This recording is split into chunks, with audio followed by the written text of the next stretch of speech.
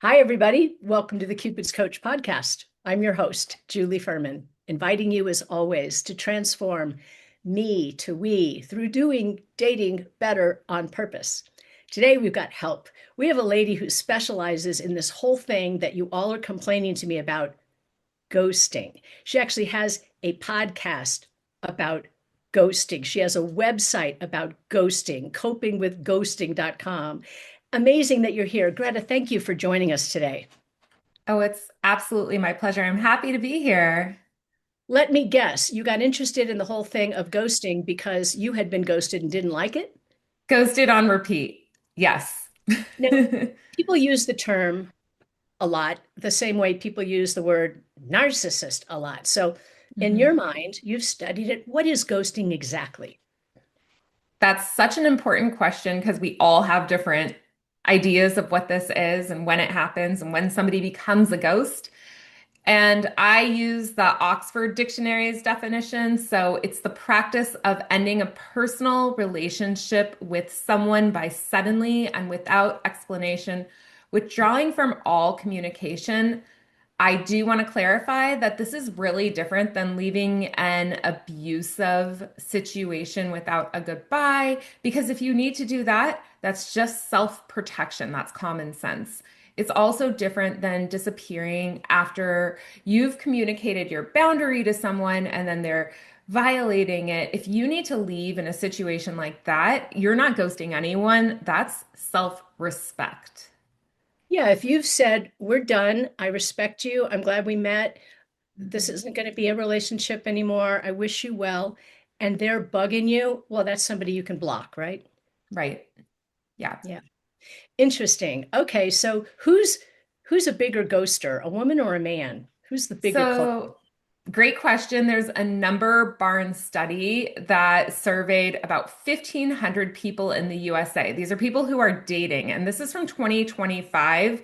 And they reported that 55% of females are admitting to ghosting in a dating context, and 46% of men are the ghosts. And generationally, this looks like 30% of the boomers are the ghosts, 49% are Gen X. There's millennials, it's like 52% of millennials have ghosted, and then 52% of Gen Z have ghosted. So it's pretty much like this is really isn't an issue that's about age. This happens across all the generations. This is a big problem. It really is. I remember there was a day when I was working for my husband's company. I don't know if you know this part about me, Greta, but I Mhm. married the guy who sold me a membership at Great Expectations video dating service way back, probably before you were born in 1990. And I started working for him, and I always was taught by mom and dad. Mom and dad were good, solid Midwesterners, right? You Mhm. always return a phone call. You always return a letter that someone has sent. Back then, we didn't have email. And Mhm. I adopted that as a practice. And I started working for my husband, and I noticed he would get all of these phone calls from radio people looking for him to advertise with them. And my inclination was, you got to return every one of those phone calls. It's the courteous, respectful thing to do. And he said, go at it. He gave me the big stack of pink slips. And every time there would be a call coming in about marketing or something, they would forward it over to me. You know what I found out? It's literally not possible, even in 1990, to return every phone call. So I felt bad about it. Somebody, reached out to me in good conscience, and I just blew them off. And I felt bad about it, but I realized if I was going to be productive in the work that I was doing, I couldn't spend all day returning phone calls to people I didn't want to talk to. So it's gotten worse since then, hasn't it? Right. And I think in terms of dating, there's kind of like, okay, let's say you're a woman on a dating app and you have maybe like, I don't know, 50 guys liking you each week, right? It's overwhelming. Let's say you match with maybe like two or three of them, and then they all say, like, hey, hello, but maybe you started something else over here and something else over here. You're already dating somebody else. I mean, it's just like, how do you have the time, the bandwidth? To get back to everyone. I think that's really challenging. And therefore, I don't think kind of ignoring those messages is truly ghosting. You haven't really entered into any type of social contract with them. It's like, I mean, there's like a quick hit of like interest, but really there's no personal connection yet. I'd say somebody really starts ghosting at the point where they've established, you've talked to somebody, maybe just even a little bit on a dating app, maybe you've had a phone call with them or a video chat, and then you've established a location to meet at and a place to go, and they don't show up. That is the point where I'd say they became a ghost because you've entered into the social contract. Now it's becoming personal. You're going on a or you're planning to go on a date with somebody, but before that, I'd really call it a micro ghost. Like it's not the kindest thing to not respond to people. However, I think it's understandable. Like we just don't have time to do all this, right? So Yeah. I see what you're talking about. There's a fine line between, just being common courtesy and disrespect. Yeah. And some women will tell me that they've tried to be respectful and they get a message from a guy online and they respond back, thanks for checking in. A great profile. I don't think we're a match, but I wish you well. And then the guy will get nasty. And Yeah. so it hurts her heart when she does that. So she ends up just ignoring them from then on because she doesn't want to get into that kind of a situation. So here's the situation that you brought up where there's a date set, they set a coffee date, they're supposed to meet for lunch. Shame on anybody who just shows up at that date without confirming. So women will say to me, we're supposed to get together tomorrow. He hasn't reached out to me. How do I know he's going to show up? I say, well, you actually don't. So why don't you check in? Hey, Chuck, I'm looking forward to our date tomorrow. We're still on for noon at the Starbucks at Montana and Wilshire, whatever it is. And women will say, well, I don't want to reach out. Well, great. Then take the chance that you might get ghosted. You might have put down the wrong date. Something might have happened to him. He might have ended up in the hospital and you don't know it. And you're thinking he's a horrible guy. So, what do you say? Should a woman, if she hasn't heard from the guy the day before or the morning of the date, should she just reach out and be a big girl? Oh, I agree with you. I think sending something super casual, like, I can't wait to see you today. I'm looking forward to meeting up. Just wanted to double check that you're still on, like, that it still works for you. Something like that, super chill. It's not a big deal. Send it. You have to reach out to find out. Thank you. Reach out to find out. And you're saying it in a way that's not admonishing him for not Right. having thought to reach out first. Yeah. Hey, Chuck, it's Julie. I'm planning my day tomorrow. I'm looking forward to seeing you at 11 o'clock at the Starbucks on Melrose. Is that where we're going to be? I'll see you there. And then if he doesn't respond back, well, by the end of the day, you better put in a phone call because you don't want to do your nails, get all dressed up, plan your day around looking good for a date just to be disappointed. And then there's smoke coming out of your ears because you're fuming, right? Right. Yeah. Interesting. Okay, another question for you. Guys complain consistently that they go on a date, have a nice time. He's interested in seeing her again. He brings it up. Love to see you again. She says, sure, that'd be great. Maybe they have a hug goodbye or whatever, kiss on the cheek, something, not like a makeout session at the car, nothing like that. And so she said basically, sure, that'd be great. And then when he reaches out, she doesn't do anything. Now, do you know who my buddy Evan Mark Katz is? No. Oh, you're going to love him. He's a great Okay. dating coach. He's been doing it forever. He was like the original dating coach. I've interviewed him twice on this podcast. And I asked him the same question. And he said, Mhm. here's what you do. If you go on a date, you're the girl, and you go on a date with a guy, and you think he's great, but he's not your guy. You know he's not your guy, and you don't want to ghost him. So at the end of the date, you don't want to say, "Oh, thanks for taking me to dinner and spending $120 on me, but you know what? You're not my type. I'm sorry." Well, the guy's just like fuming. I mean, the credit card charge hasn't even shown up on his bill yet, and he's already getting. So he says the best thing to do, and as a woman, you can tell me if you think this is okay, is to say, "Sure, that'd be great." And then you think about it, and then the next day, not that night, the next day, Well, I gave it some thought, Chuck, and you know what I think? I think that we're probably not a match. I really want to have kids, and you're kind of a maybe on that. And I think I want to focus on people who are dead set on having children. So let's convert this to a warm, friendly friendship, and I'll probably see you at one of Julie's events or something like that. Bring it back to the level of group. Chuck and Julie aren't a good match, but maybe we'll see each other at the event. So how do you think about that? I think that sounds great. And there have been plenty of people who say after a date to me, like, oh, well, do you just want to be friends now? But I am being so intentional in finding the right person that I just don't even have the capacity, the emotional capacity to take on another friendship. And so I think like if that's truly the case, if everybody's in the friend group, that text is a perfect one to send. However, if you don't want to be friends, you don't have to feel obligated to stay in contact with this person. You could say the whole first thing about, yeah, I'm not, our values aren't the same. Our vision of the future isn't the same. I think we should move on. And then if he says, well, do you want to just be my friend? You could say, like, you seem like an amazing person, but I'm being really hyper focused and intentional about just finding a boyfriend or something like that. Yeah, it could be that way. And there's something else that I see kind of in the middle that I love to recommend, and it's Mhm. the plus one category. Okay. I plan these events. It's always easier for us to find women than men. So I'm getting ready to plan an event in one of my hubs, which is Santa Fe. And I can't invite everybody. I can't. I want 40 or 50 people. I've got 1,200 people registered with me in Santa Fe. I can't invite everybody. So who am I going to invite?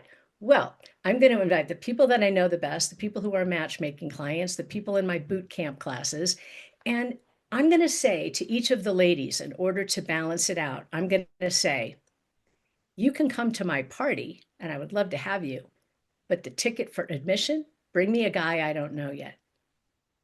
Bring me a man I don't have in my stable of stallions yet, right? And sometimes they'll say, well, I don't have anybody. And I'm like, wait a minute, you've been dating for 4 years and you've thrown all of those men in the trash. So I kind of like to bring it back to the group, especially in my community, because there is a community. And if they're going to see each other at one of our events, at a bowling party or a hike that we do, I don't want it to be awkward. So if he says, well, sure. Well, you can put me in friend zone. That's okay. I'd love to have you as my friend. You can qualify that and say, I don't have a whole lot of free time, so I won't always be available. But you know what would be really great? I might get an invitation to a gala and need a plus one. It'd be great. You might get an invitation to some event. Invite me. We're friends, we're colleagues, we're buddies along the journey toward finding a relationship. And I'm really happy we met.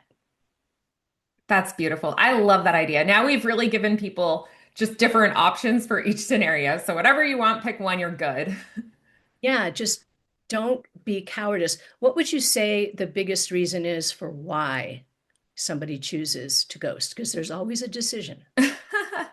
Well, I mean, ultimately, I say that people ghost because they're either unable or unwilling to end a relationship with respectful communication.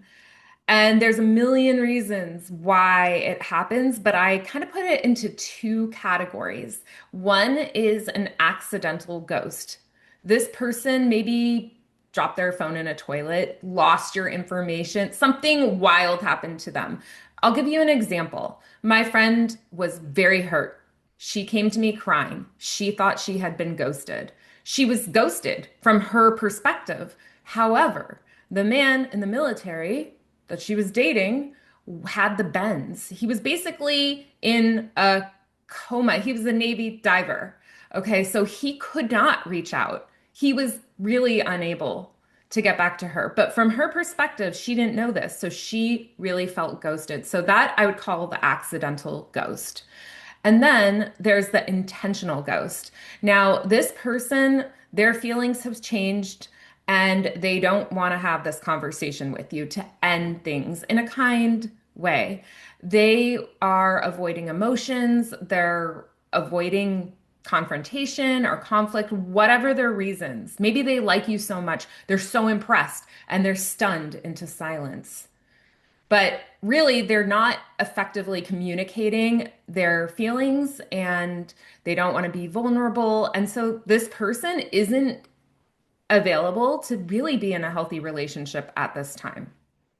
Yep, it's absolutely true. And can we just cut people some slack? You know, everybody that you meet throughout your dating journey is on their own journey. And some people are right out of the gate. I'm working with several men right now who are widows and have been married for decades. Their experience with dating is zip and null. They have no clue how to date. And so they have to kind of learn the ropes. And one of them is still getting very teary over his wife when he is asked about her. That's awkward on a first date. So first introduction I did with him was friendship. I want you to meet this woman. She's amazing. You're going to love her. She's a hiker. You two can climb your favorite mountain together in Santa Fe. And that is a nurturing relationship. It's happening, a friendship. He wasn't as ready as he thought. Every man who comes to me, they're so cute. They fully expect that the very first introduction, they will be done with dating. I will have solved the problem. Well, they don't realize that maybe they need a little practice, right? Maybe they need to Right. try on a few hats to see who really is on type for him. It might not be the woman he finds the hottest, right? Yeah. So your story, you were in San Diego, right? You got a master's Mhm. degree in communication, which is beautiful. No wonder you're studying this. And you experienced this business of ghosting. What's your personal story? Did you find a partner? Are you out there dating? What's your deal? Yeah, so this was over 10 years ago. And that was when I was in school getting this master's degree. And I was dating very kind of casually a man who, see, we had been together before, and then we took this big break, and then we met up in the new town I was living in. And I was going to school and I was working. I was pretty busy, but I was also making time to see him. And we were kind of casually dating and I was really excited about him. I just treated it like a healthy relationship. I totally trusted him. We were having a lot of fun together. And then one day he asked me to go on this multi-day, multi-state trip, road trip. And it was at least 4 days. And I was just like, you know what? I really want to go. I wish I could, but unfortunately, I have work and I have school and I can't. And after I said that, I never heard from him again, ever. He ghosted me. And at first, I didn't realize I was being ghosted because why would somebody who just asked to do this big trip with me, who clearly likes me, disappear? And so I thought he died. I Googled it. I was like, obituary and his name. I've done it too. Yeah, and I thought he had something tragic. I mean, I didn't feel comfortable going to his work. I didn't want to be creepy. I knew where he lived, but I didn't want to show up. He had roommates. I didn't want to be that girl. Like, and then I kind of knew he was ghosting me because I looked at, I had become friends with his friends and on Facebook or whatever, and I saw that his friends were posting like normal. So nobody's gonna post a picture of their lobster dinner if their best friend had just died, kind of thing. And I'm like, oh my gosh, he's ghosting me. And then about 2 months later, I saw pictures of him on social media with his brand new fiance. So I was like, what? I did not handle any of this very well. I mean, I was just drowning in tears and shoving like cookie dough ice cream into my face. And like, I just had horrible coping skills. I would reread texts. I would listen to the song that we kind of both loved together, like on repeat. And I didn't move on in a very healthy way. The question for me was, what did I do wrong? Why am I not good enough for him? What does she have that I don't have? And so I decided, I made the choice. Like, I don't want to feel like this again. What can I do to learn about this topic and kind of get myself to a place where the question becomes, what's wrong with him that he would ghost, right? This isn't an issue with me.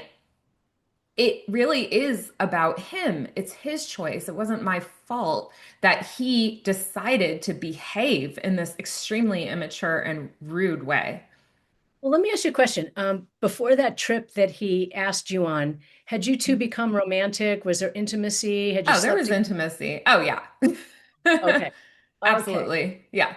So one scenario could have been he's going on this trip. He really wants to have someone with him. You might have been his first choice because you were the person that he'd been developing a relationship with, and you had commitments you couldn't get around. So maybe he went to the number two on his list, right? Maybe she went with him and they fell in love on the trip. We don't know any of that. And if that happened, it's a hard discussion to have. Hey, you know what, Greta? We really had this great thing going on, and I was sorry that we couldn't go on this trip. And interestingly, I met someone else, and so I'm kind of exploring there. So I'm going to take a pause on our little connection here. Would that have been easier to hear if that was the case? Yes. Yes. It is the kinder thing to do. Even anything is kinder because the thing is I was filled with uncertainty and worry and genuine concern that something bad had happened. And that all of that wouldn't have happened had he just said what you just suggested. It's what I call compassionate, courageous communication. Right. And if we practice it, we get better at it, how to say difficult things. I tell people to practice in the car. Okay. Whenever I've got a presentation I need to make and I want to be able to do it without looking at my notes, I practice, practice, practice. When I'm driving, when I'm walking my dog knows all of my scripts. And he always listens so diligently and he never tells me I've heard this before. But practicing saying different difficult things. In the third week of my boot camp class, which is what we're in the middle of right now, my 15th class, it's the art of social engagement. So I'm teaching people how to say, nice to meet you today. Here's how to find me, and give them your calling card, not your business card, nothing that's Googleable. Here's how to reach me, and you give him your Google Voice number because your real Mhm. number he can Google and find out how old you are, the value of your home, where you work, whatever. If you guys haven't Googled your own phone number recently, oh, I'm so sorry, but you need to do it. You need to do it. You need to Google your name in different varieties. And if you're seeing things you don't want other people to know, get yourself a Google Voice number. Some of my clients are Mhm. using the Burner app, I think is still around. So it disguises your number. So very, very interesting, this specialty that you have. What's your recommendation for the language to use when someone has disappeared in this way and you're still thinking about them and you know you're wasting psychic energy on this person? You don't want to be nasty. You don't want to infer the worst. He could be in the hospital in a coma. We don't know. His mother Yeah. could have died and he's at a funeral right now. What are the words that you recommend we use if we want to re-engage with somebody who has disappeared? Um, hey, I've been having Hey. hey, I've been having an amazing week doing I don't know, let's just say this is me going through it, okay? So I've been having a big week of book writing and I just realized I haven't heard from you. How have you been? Yeah, just thinking about you, Yeah. wondering who you are, what's going on in your world. Check in with me. Let me know how you are. Yeah. From a place of genuine interest, not, Genuine "So why'd, care. so why'd you disappear, right? The Yeah. whole message with everything that I do in my coaching is lead with love. Don't Yes. just sit there looking for it like, yeah, what's he going to do? Uh-huh. Is he going to show me? He's going to earn his way into my heart. No, show up like a friendly golden retriever. Be kind to everybody, nice to everybody. I remember there was this one guy I met when I was a single girl, and it was through the personal ads before you were born. And he was definitely not my guy. I mean, whoa, Mhm. not my guy. He had some challenges. He was probably on the spectrum. I could just tell something's going on with this guy. I didn't have the heart to be mean to him. So we just sat and had a veggie burger together at my favorite little health food place. And I adopted him. I adopted him. I said, first off, he sent me a photo that didn't look anything like him. Nothing like him, like it wasn't even him. So I got the courage to Yeah. say, his name was Ben. I said, Ben, how come it is you don't look like your photo? And he got kind of quiet. And then he said something I'll never forget. He said, if I had sent you a photo of this guy, you probably wouldn't have come. It was Oh, his first date he ever had in his entire life, Greta. gosh. Yeah. That's so sad and sweet. It was so sad and sweet. So I had this group of girlfriends and we were planning stuff. I highly recommend, ladies, if you're listening, I want you to have single girlfriends. And if you don't have any single girlfriends and you've done at least a consultation with me, you got a little bit of skin in the game, you email me and tell me where you are. You want some single girlfriends. Girlfriends around here are no extra charge. I want you to have girlfriends.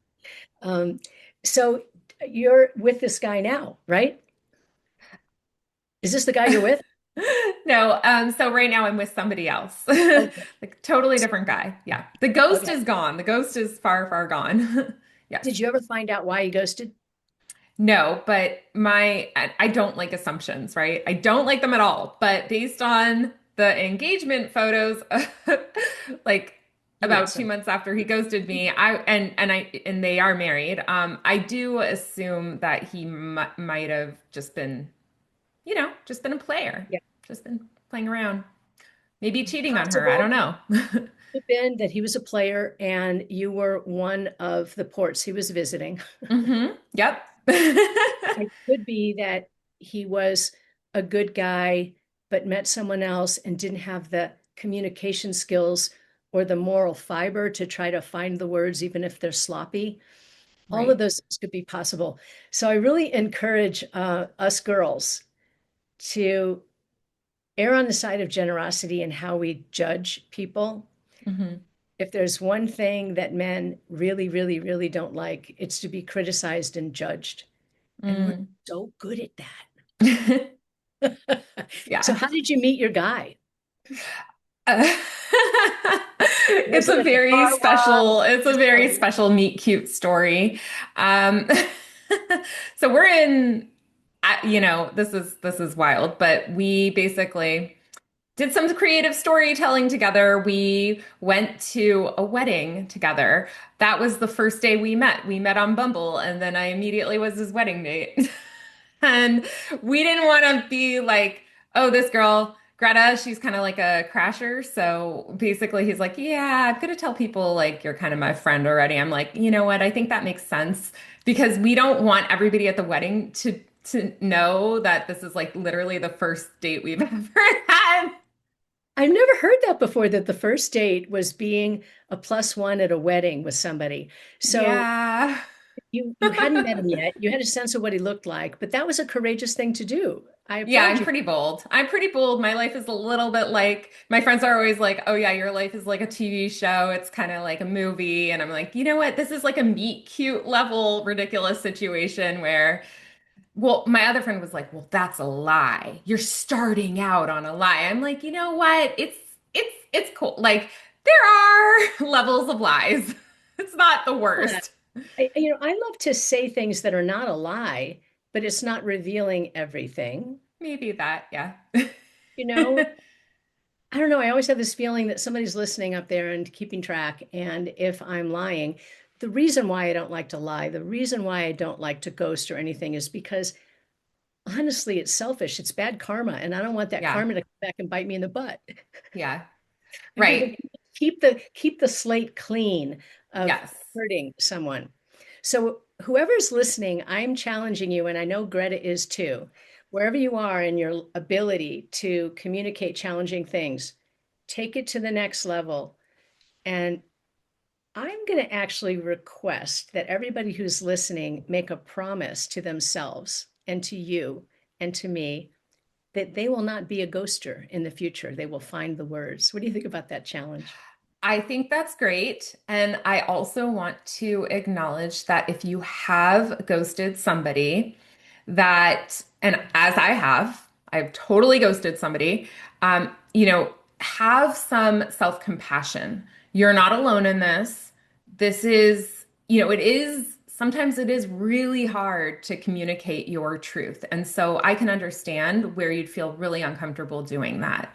So be kind to yourself, practice self-forgiveness, and know that, okay, I can evolve and grow and use my voice in positive ways. And so, right, I love this challenge. Make a pact. You're never going to do this again. I know that it can be scary, like what you were saying before about men react poorly when you say, I'm not interested, this isn't the right fit. But to me, that just reinforces that this is not the right person for you, that you were right. It's just like, yeah, your intuition was spot on. And so go ahead and block those people. Uh, I think that's where I would start. If you don't want to Block ghost, them if they're still hounding you. yes, yeah. Yeah. Yes, There's another exactly. reason, an accidental ghost, that I find happening, and it certainly Mhm. happens for me too. You know how your phone is clogged with people who have texted you in the past, but you might not have taken that extra step to tell your phone whose number is this? Oh, it's Greta. And you type it in so that when Greta calls again, you know it's Greta. I don't know if you're like me, but I'm running a million things at once and I will sometimes forget that. So somebody might send a text like, "How you doing today?" Mhm. I, please don't send texts like that. "Hey, it's Jack, thinking about you today. How you doing?" Yeah. People just assume that you know who they are. They don't know that people like probably you and certainly people like me, the flood of messages that come in every day, it's literally unmanageable. Yes. I Yeah. got to the point where I was just tired of paying a whole bunch of people just to manage my inboxes. And so I was when my company wasn't more profitable. And I'm like, well, Julie, you can't respond to every single message. You just can't.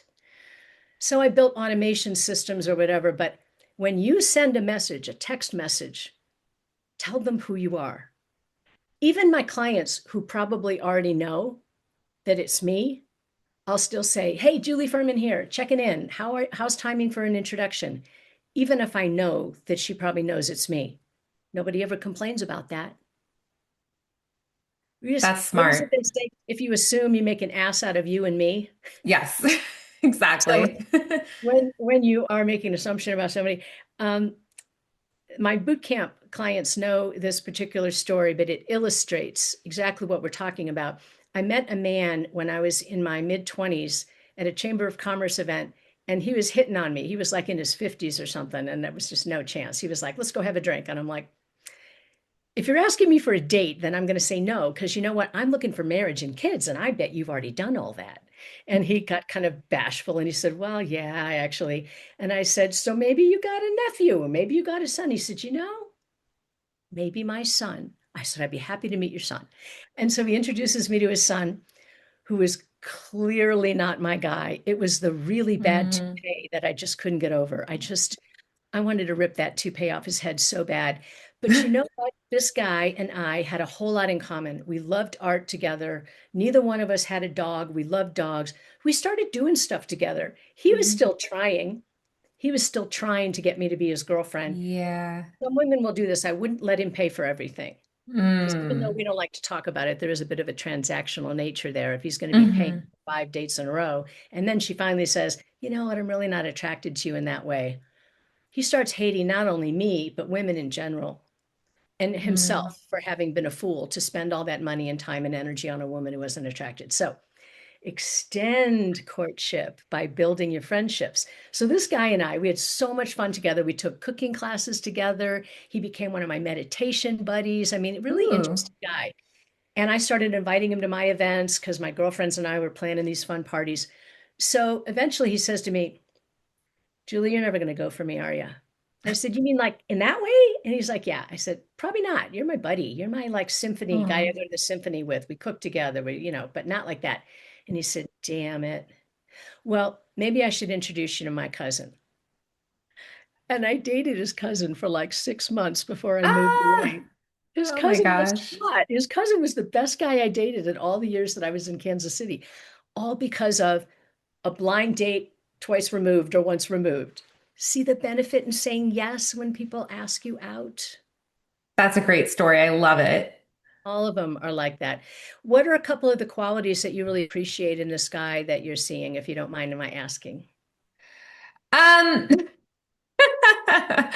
probably cons not going to listen, but if he did, he would be I know, I'm shy, but yeah, I mean, in general, like I appreciate and know what a healthy relationship looks like now. So what that is I feel safe, I feel valued, I feel beautiful, and like the communication is consistent and honest.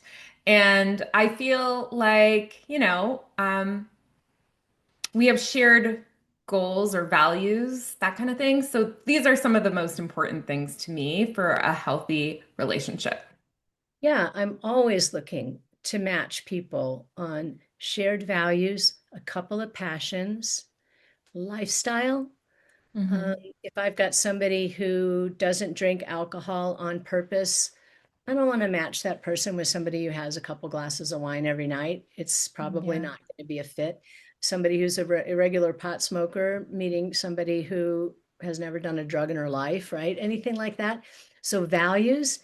How about the kid thing? Who wants to make babies and who doesn't? Who's open to dating somebody with kids and who doesn't? Have you done all that yet? Have you had kids yet? Um, I have been a foster mother in the past, yes, but Most I haven't had any biological children. amazing. Well, I love it if people can find a way to have kids in their life one way or the other. Hmm. One of our challenges, as you well know, is that in the big cities, San Diego included, Hmm. Los Angeles for sure, like the bigger the city, it seems like the longer women will wait before they get serious about finding a partner because it's expensive to live in the big cities. They're Yeah. building a career and they don't know that they're going to find Mr. Wonderful who's going to cover big bills, right? So they're planning for the possibility that they might not meet their guy. Or they're so hot, they have so much attention that they think it's always going to be like that. And then they call me at 43 in a puddle of tears. Right, right. And in San Diego, I've noticed that a lot of people here, they get ghosted. Like this is a very common thing for this city.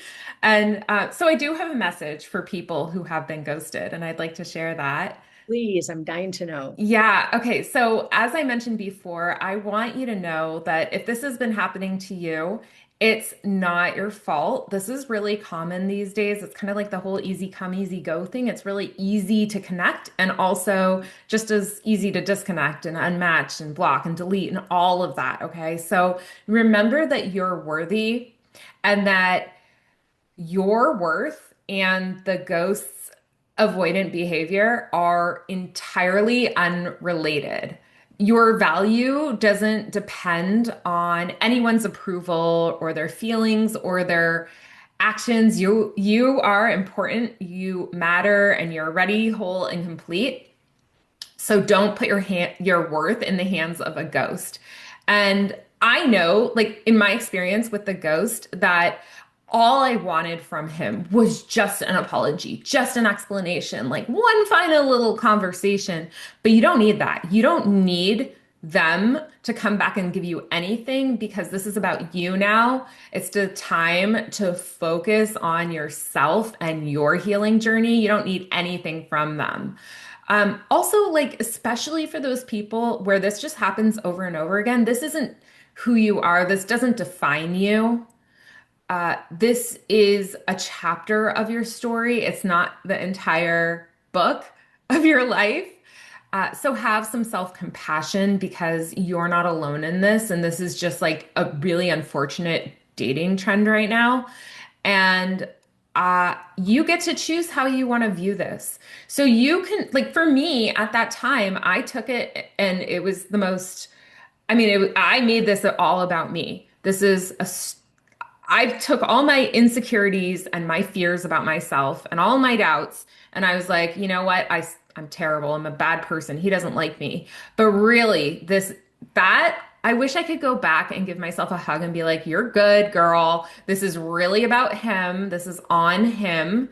And now what you get to do because of this is learn some new things, learn about your boundaries, about maybe defining the relationship earlier instead of just casually letting things happen.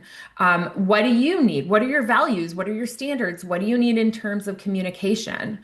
Uh, Let this be kind of like a springboard, like a catalyst for positive change. How can you develop your confidence now? Because clearly you're not in a good place. Like, how can you take this really horrible thing that happened and make it one of the best things that happen. And I mean, that's kind of like why I'm here, right? Because I took all this pain and I transformed it into something like, okay, I'm going to help other people with this. So not only can you use it for positive change, but just remember that if somebody does this to you, this isn't the person for you.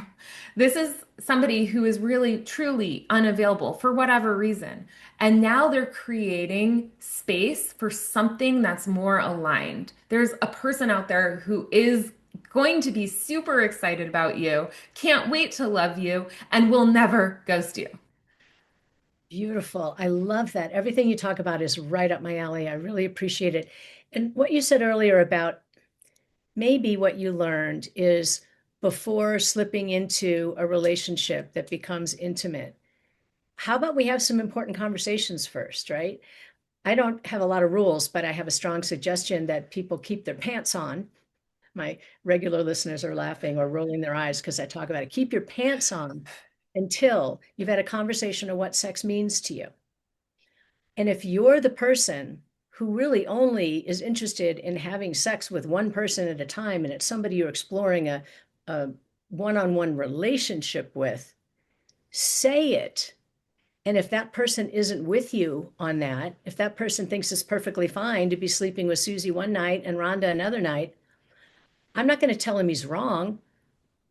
But if you're Susie or Rhonda and that's not the way you play, you better know about it.